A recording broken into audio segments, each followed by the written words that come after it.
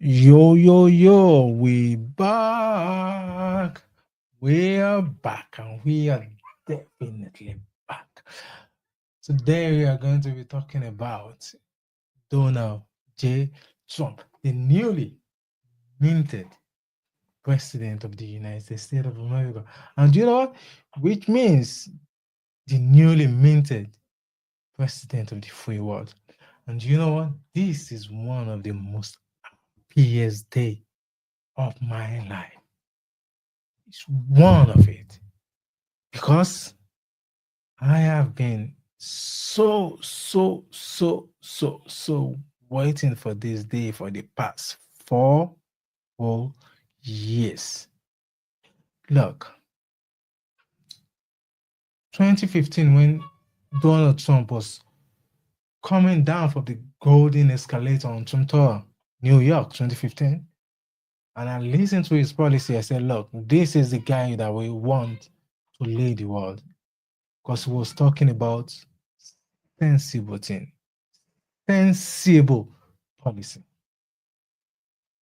Then we just been in a situation where Syria has been invaded. Ukraine has been destabilized.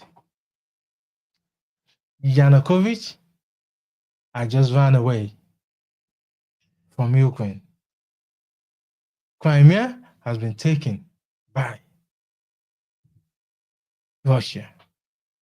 2010, 2011, Gaddafi was murdered cold blood by these Westerners. Everything was going down the drain. I wasn't happy with the foreign policy. I wasn't happy with the woke agenda. I wasn't happy with abortion. No moral policy. Everything is woke, satanic, bad, backward. It's as if we are living in the dark ages. Then I was just praying that, how can we turn this around? And then there emerges Trump. I supported him. Everybody that I knew said, oh, you don't know what you're talking about. He's not going to win. And this Hollywood tape came in. October surprise, 2016. But I still have faith that he's going to win. But then he won for 4 years. Everybody was against him. And you know what? He also made some mistakes. The first one he did was when he, after sack and fire General Flynn. You don't do that because this guy has not been to Washington. Everybody's a snake. Because the moment you give them 1 inch, they are going to take a mile.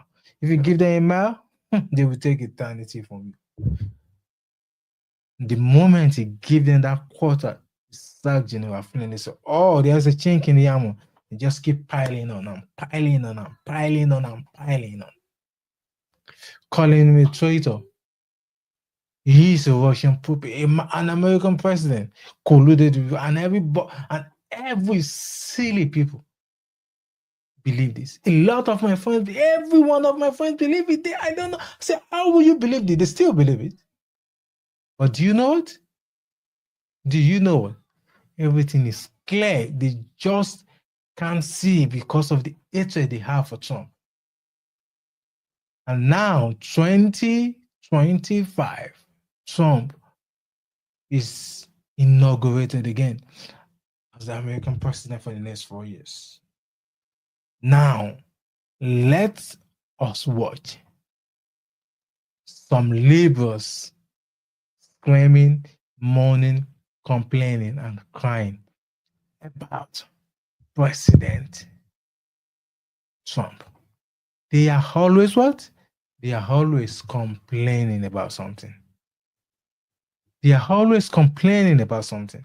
Now, let me share my screen so that you will watch some labor. So let me share my screen so that you will watch some labor, what? Some labor tears from the view. They're always complaining. That's what they do. They're always complaining. Let's go and watch this.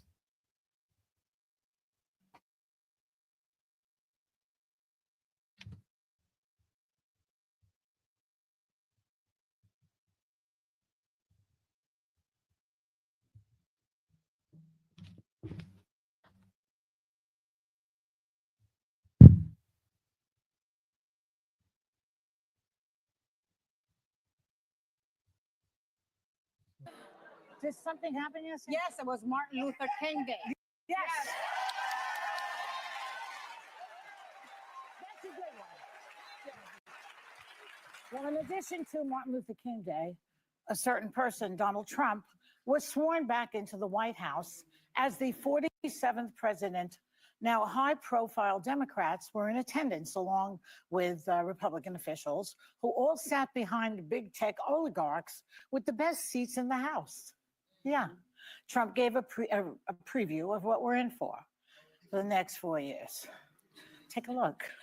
My recent election is a mandate to completely and totally reverse a horrible betrayal. For American citizens, January 20th, 2025 is Liberation Day.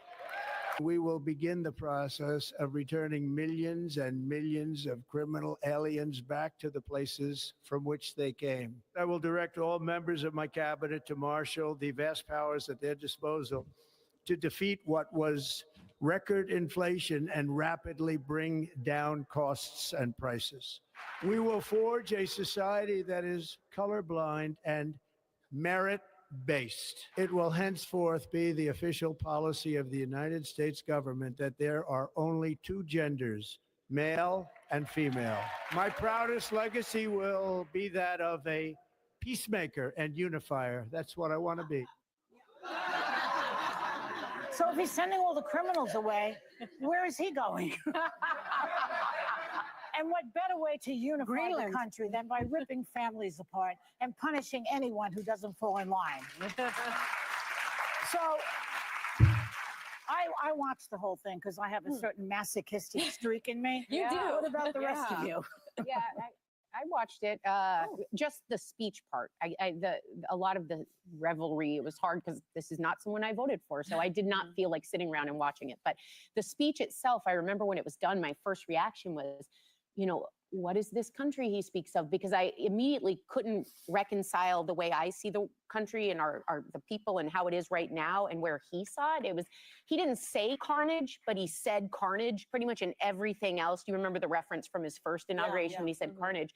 I just kind of felt this dark feeling. And then he had this kind of martyr-like, you guys are downtrodden and almost irreparable. You can't save this place, but I can. And it had this godlike complex without any Jesus qualities. It was kind of like a juxtaposition. But I was really disappointed, not surprised, just to be clear, but disappointed that there wasn't one kind thing to say about the outgoing administration, because even au contraire, he was merciless to the outgoing. That's my point.